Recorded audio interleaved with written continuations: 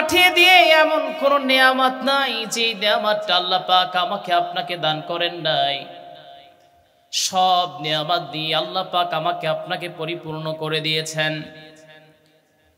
বিজ্ঞানীরা প্রমাণ করেছে এবং কিতাব থেকেও প্রমাণিত, প্রায় 18,000 মাখলুকাতকে আল্লাহ পাক তৈরি করেছেন। কিন্তু আজাইবুল মাখলুকাতের ভিতরে আমি পেয়েছিলাম 18,000 নয়, বরং এর চেয়ে ডাবল, এর চেয়ে বেশি জীব আল্লাহ রাব্বুল আলামিন তৈরি করে রেখেছেন। জোরে কান সুবহানাল্লাহ। আপনি জেনে তাজ্জব হয়ে যাবেন, যেগুলো আমরা চোখ দিয়ে দেখতে পারি না সেগুলো আল্লাহ রাব্বুল আলামিন নিজে তৈরি করছেন, অন্য কেউ বানান নাই। আপনি মাইক্রোস্কোপ দিয়ে যখন দেখবেন, রাতের বেলায় ভাত রেখে দিবেন, সেইটা সকাল বেলা যখন আপনি মাইক্রোস্কোপের নিচে যখনই দিবেন তখনই আপনি দেখতে পাবেন তার ভিতরে ব্যাকটেরিয়া রয়ে গেছে। এমন করে অনেক খাবার আছে যেগুলো আমরা স্বাচ্ছন্দ্য বোধ করে খেয়ে ফেলছি, কিন্তু আমরা নিজেরাও জানি না এর ভিতরে কি জীব রয়ে গেছে, কি ব্যাকটেরিয়া রয়ে গেছে, কি রয়ে গেছে, যেটার জীবন এখনো ওই জায়গায় বিদ্যমান। আমার ভাইয়েরা, আমার বন্ধুগণ, এই যে প্রাণ, এত প্রাণের ভিতরে আল্লাহ রাব্বুল আলামিন আমাদেরকে শ্রেষ্ঠত্বের মর্যাদা দিয়েছেন। জোরে কান সুবহানাল্লাহ। আল্লাহ পাক আমাদেরকে মানুষ করে বানিয়েছেন। 18,000 মাখলুকাত, এটাই যদি আমরা ধরে নেই, এর মধ্যে আল্লাহ পাক আমাদের শ্রেষ্ঠত্বের মর্যাদা দিয়েছেন। আল্লাহ রাব্বুল আলামিন কোরআন আল কারীমের ভিতরে এই জন্য বান্দাদেরকে উদ্দেশ্য করে বান্দাদেরকে ডেকে বলছেন, বান্দারা শোনো, একটা সময় তোমার কোনো অস্তিত্ব ছিল না। হাল আতা আলাল ইনসানি হিনুম মিনাদ দাহরি লাম ইয়াকু শাইআম মাযকুরা। সবাই বলি আল্লাহু আকবার। আল্লাহ পাক বলেন, ও গোলাম, একটা সময় তোমার কোনো অস্তিত্ব ছিল না, আবার একটা সময় আসবে যখন আমার আপনার কোনো অস্তিত্ব থাকবে না। আমার আর আপনার কোনো অস্তিত্ব এই দুনিয়ায় বিদ্যমান থাকবে না। সেটার প্রমাণ যদি চান তাহলে এই জায়গায় আপনার দাদার দাদার নাম কয়জন বলতে পারবেন? বলেন, পারবেন? তারাও তো এই দুনিয়ায় বিদ্যমান ছিল, এই পূর্ব দেলওয়াতে তারাও বিদ্যমান ছিল। তারা এখানে বসবাস করে গেছে, না যায় নাই? বসবাস করে গেছে, কিন্তু তাদের নাম কিন্তু আমরা জানি না। একটা সময় আসবে যখন আমার আপনার অস্তিত্ব বলে কিছুই থাকবে না। একটা শব্দ, একটা আল্লাহ রাব্বুল আলামিনের একটা আদেশ আমাদেরকে এই দুনিয়া থেকে বিদায় করে দিবে। কুল্লু নাফসিন যায়িকাতুল মাউত সুম্মা ইলাইনা তুরজাউন। মৃত্যু এসে আপনাকে এই দুনিয়ার রং তামাশা একদম ধুলায় পরিণত করে দিবে। অতঃপর আল্লাহর কাছে আমারে আপনারে ফিরতে হবে। এই দুনিয়াতে তাহলে পাঠানোর উদ্দেশ্যটা কি? আল্লাহ রাব্বুল আলামিন সুন্দর করে বান্দাদেরকে ডেকে বলছেন, বান্দা, কেন তোমাকে পাঠিয়ে দিয়েছি সেটা জানতে চাও নাকি? ওয়ামা খালাকাতুল জিন্না ওয়াল ইনসা ইল্লা লিয়াবুদুন।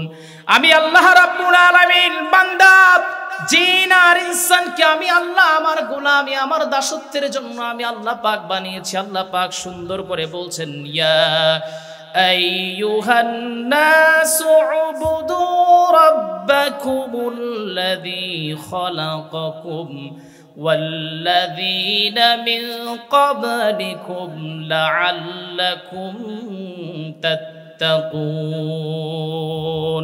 আল্লাহ পাক বলেন, হে মানুষ, তোমরা সেই প্রতিপালকের ইবাদত করো যিনি তোমাদেরকে, তোমাদের পূর্বে যারা ছিল তাদেরকে তৈরি করেছেন। আমার ভাইরা, আমার বন্ধুগণ, এখানে একটা জিনিস বোঝেন। আল্লাহ পাক বলছেন, তোমরা তোমার সেই প্রতিপালকের ইবাদত করো যিনি তোমাদের এবং তোমাদের পূর্ববর্তীদের সৃষ্টি করছেন। তার মানে আমার দাদা, আমার দাদার দাদা সবাই কে বানাইছেন? সবাই বলে, কথা না বললে কিন্তু আমি কথা বলতে পারিনি, একটু কথা বলতে হবে। কে বানাইছেন? আল্লাহ। আমার ভাইরা, আমার বন্ধুগণ, এই যে আল্লাহ রাব্বুল আলামিন আমাদেরকে বানালেন, আবার আল্লাহর ইবাদত করতে বলছেন। কিন্তু আসেন বর্তমান সময়ের দিকে তাকান, সাম্প্রতিক বিষয়গুলোর দিকে যদি আপনি তাকান, কতজন মানুষ আল্লাহর দিকে আছে। ঢাকাতে আপনি যাবেন, ঢাকার 4টা মসজিদের ভিতরে আমি ইন্টারভিউ দিয়েছি, 4 জায়গায় আলহামদুলিল্লাহ ফার্স্ট হয়েছে, কিন্তু কোনো জায়গায় নাই দুর্নীতি। সর্বোপরি যে মসজিদে টিকলাম, ওই মসজিদের ভিতরে যিনি সেকেন্ড হয়েছেন উনি মন্ত্রীর সঙ্গে খুব ভালো, মন্ত্রীর নামটা আমার মনে নাই। ওই যে মন্ত্রীরে ধরে কমিটির ফোন দেওয়া, সেখানেও মানে ওই জায়গায় খতিবি দায়িত্ব নিছে। আমার ভাইরা, আমার বন্ধুগণ, ঢাকার মসজিদগুলো আপনি তাকাবেন, বিয়ে না করলে হুজুর নিবে না। ঢাকার মসজিদে আপনি যাবেন, হুজুরের ইলম কতটুকু আছে সেটা আপনাকে ফলো করবে, ইত্যাদি বিষয় খোঁজ নিয়ে তারপরে তাকে মসজিদের জন্য খতিব নিয়োগ দিবে। কিন্তু দুঃখ আর পরিতাপের বিষয়টা হলো, আজকে বাংলাদেশের ক্ষমতার চেয়ারে যারা বসে আছে, একটা বারের জন্য চিন্তা করলাম না সেই মানুষ 5 ওয়াক্ত নামাজ পড়ে কিনা। চিন্তা করছে কেউ? সেই মানুষটা মদের সঙ্গে সম্পৃক্ত আছে কিনা, অথবা সেই মানুষটা নারী জিনার সঙ্গে সম্পৃক্ত আছে কিনা, না একটা বারের জন্য আমরা চিন্তা করি নাই। বরঞ্চ আমরা চিন্তা করেছি 1 প্যাকেট সিগারেট, একটা 7 আপ, আমাদের ইমানের 12টা। আমার ভাইরা, আমার বন্ধুগণ, অথচ আল্লাহ পাক বলেন ভিন্ন কথা। রব্বে কারীম বলেন, আল্লাযীনা ইম্মাক্কান্নাহুম ফিল আরদি ইয়াকামুস সালাহ। আল্লাহ পাক বলেন, যখন ক্ষমতার মসনদে কেউ বসবে, তাকে সর্বপ্রথম ক্ষমতার মসনদে বসার পর সংসদে বলেন, দারুন নদওয়া বলেন, যেখানে বলেন না কেন, সর্বপ্রথম যেই বিল উত্থাপন করবে সেটা হলো as-সালাত, নামাজের বিল উত্থাপন করবে। জোরে কোন সুবহানাল্লাহ। কারণটা হলো ইন্নাস সালাতা তানহা আনিল ফাহশাই ওয়াল মুনকার, নিশ্চয়ই নামাজ অশ্লীল কাজ থেকে বিরত রাখে। আমার ভাইরা, আমার বন্ধুগণ, আপনি ক্ষমতার মসনদে বসায়া দিয়েছেন, কিন্তু নামাজের দিকে কোনো চিন্তা ভাবনা তাদের নাই। ক্ষমতার মসনদে চেয়ারম্যানরে বসালেন, নামাজ পড়ে না। মেম্বাররে বসালেন, নামাজ পড়ে না। এমপিরে বসালেন, নামাজ পড়ে না। আবার নামাজের তাগিদও দেয় না। আমার ভাইরা, আমার বন্ধুগণ, এখন যুবকদের যাকে লিডার বানালেন, সে নামাজ পড়ে না। নামাজ পড়ার পর যেই মানুষটা, অথবা যে নামাজ পড়ে, নামাজ পড়ার পর যেই মানুষটা সুদ থেকে দূরে থাকতে পারে না, ঘুষ থেকে দূরে থাকতে পারে না, অন্যায় থেকে দূরে থাকতে পারে না, আল্লাহর কসম করে বলছি, তার নামাজ আসমানে পৌঁছায় না। ঠিক কিনা? আমার ভাইরা, আমার বন্ধুগণ, আল্লাহ রাব্বুল আলামিন তার বান্দাদেরকে সিলেক্ট করবেন জান্নাতের জন্য, এমনি ভাও। এই যে যুবকেরা কোরআনের মাহফিলের আঞ্জাম দিয়েছে, কিন্তু টাকা দিয়ে অনেকে ভাগে পড়ছে, নাই আসতেছে না, এখানে মেলায় ঘুরতেছে অথবা বইয়ের সাথে আড্ডা মারতেছে, এখানে আসা যাবে না। আমার ভাইয়ের, আমার বন্ধুগণ, অথচ এই জায়গায় যদি গানের অনুষ্ঠান দেয়া যেত, এতক্ষণ এই জায়গায় জায়গা পাওয়া যেত না, নিশ্চিত। আমাদের গ্রামের পাশে একটা গ্রাম আছে, নাম হলো ভেংরি।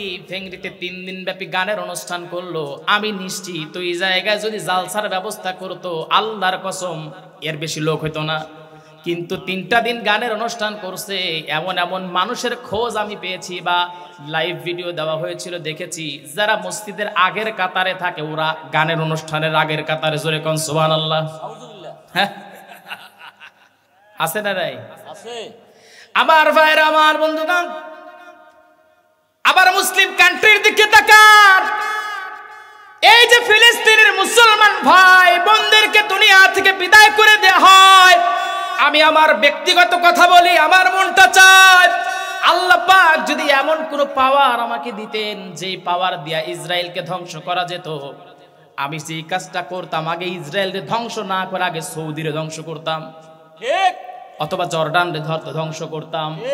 কারণ একটা কথা মনে রাখবেন, কাফের সে তো কাফের, কিন্তু মুসলমান টুপি জুব্বা লাগায়া যে মুসলমানদের অস্ত্র থামায়া দেয়, আল্লাহর কসম সে মুসলমান নয়, মুনাফিক। ঠিক কিনা?